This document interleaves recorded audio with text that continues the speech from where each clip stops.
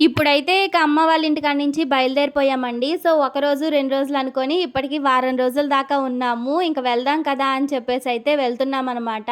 అమ్మయితే పిల్లలకి డబ్బులిచ్చిందండి కొనుక్కోమని చెప్పేసి. అస్సలకి వద్దన్నా కూడా అసలు వినరనమాట. ఎంత చెప్పినా కూడా.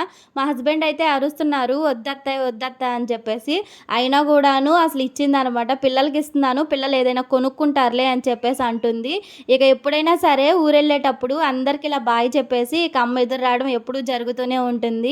అంతే కదండీ! మనం ఎప్పుడైనా ఏదైనా ఊరెళ్ళేటప్పుడు మన పెద్దవాళ్ళు మన మంచి కోరుతూ ఎదురొస్తూ ఉంటారు కదా! అమ్మ ఎప్పుడైనా సరే ఎదురొస్తుందండి. ఇక పిన్ని వాళ్ళ ఇంటికెళ్తే పిన్ని అటునుంచి ఎదురొస్తుందనమాట. అలా అవుతూ ఉంటుంది. ఎప్పుడైనా సరే బయలుదేరేటప్పుడు 1కి 100 సార్లు వెళ్ళాక ఫోను చేయండి, ఫోను చేయండి అని చెప్తూనే ఉంటారనమాట. సో, మీ ఇళ్లల్లో కూడా ఇలాగే అవుతూ ఉంటుందా?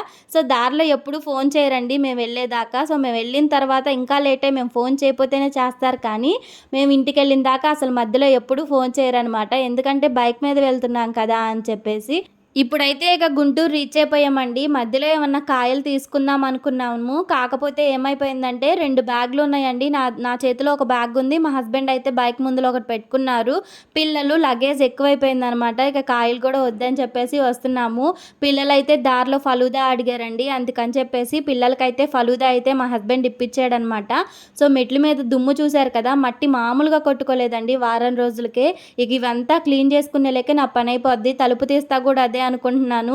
ఇంట్లో ఎంత దొవ్వొచ్చిందా అని చెప్పేసి. మనం ఎంత ఊడ్చుకొని శుభ్రం చేసుకొని వెళ్ళినా గూడాను డస్ట్ పడుతూనే ఉంటుందండి. వీడియో నచ్చితే లైక్ చేయండి. ఛానల్‌ని సబ్స్క్రైబ్ చేసుకోండి.